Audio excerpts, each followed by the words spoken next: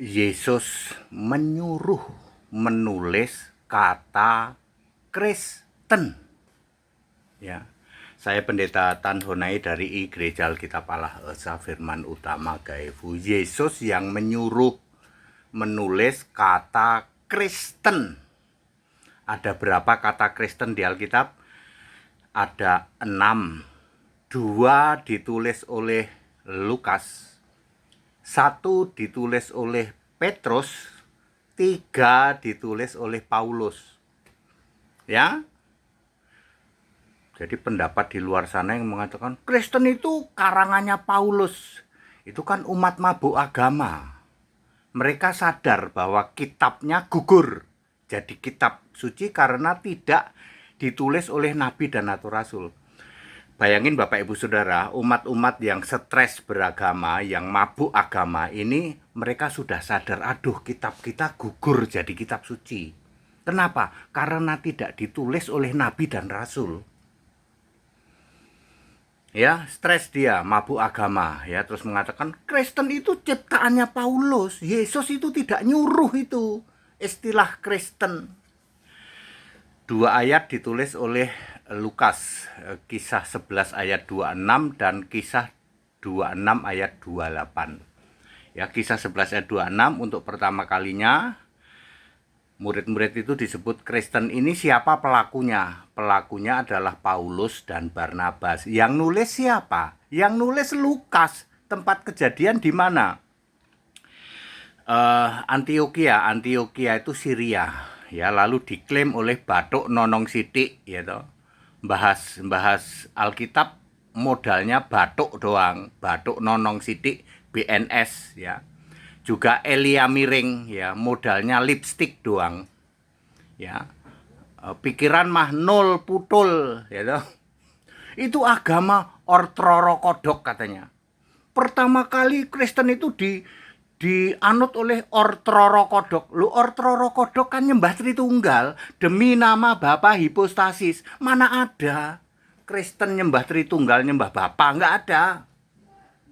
Itu kan cuman klaimnya Bathuk Nonong Sithik sama cuman modal Bathuk Nonong, ya. Sama Elia Miring modal lipstick doang. Sama bau mulut ya, Pak. Ya. Oke, clear. Jadi kisah 11:26. Yang kedua kisah 26:28 itu Agripa. Hampir-hampir saja aku kamu jadikan orang Kristen.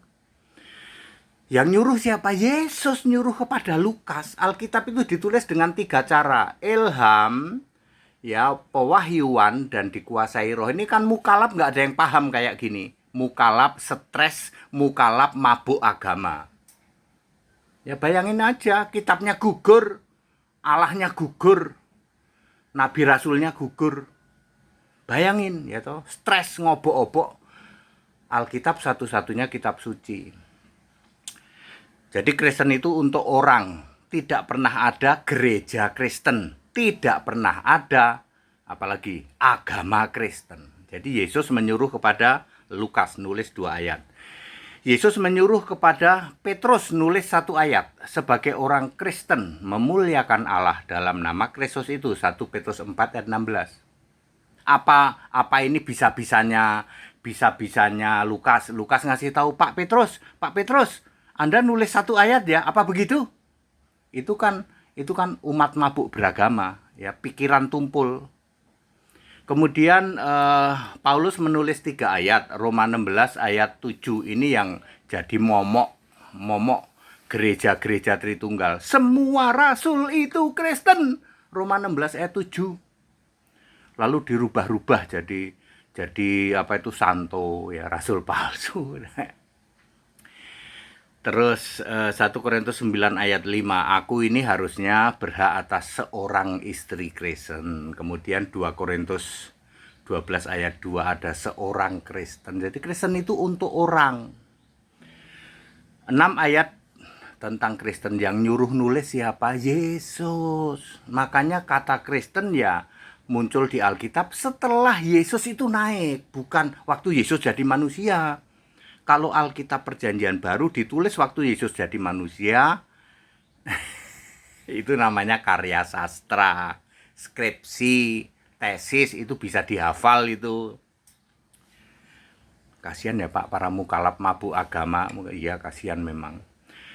Ya, ya mereka tidak berdaya. Udah apalagi gitu. Sudah ketahuan kitabnya gugur, Allahnya gugur, Nabi Rasulnya gugur. Mau apa?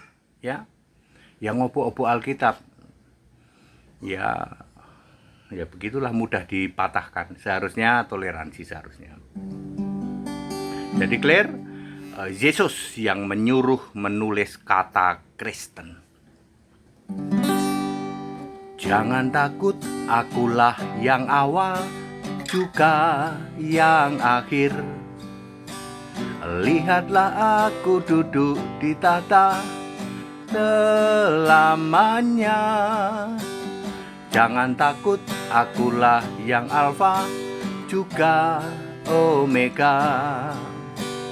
Aku telah mati namun lihatlah aku hidup. Pujian hormat Tuhan kita, Yesus Kristuslah satu-satunya, Alfa Omega di tata surga. Yesus Kristus namanya. Jadi very clear, Yesus yang menyuruh menulis kata Kristen. Bukan bisa-bisanya Paulus, ya sudahlah. Mabuk agama ya mabuk sana. Stres beragama ya sana kamu stres. Stop ngobok-obok Alkitab. Ya.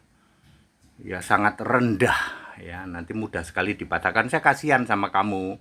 Ya para mukalaf stres kayak gitu. Kita Indonesia, kita Pancasila, toleransi harus. Haleluya, amin.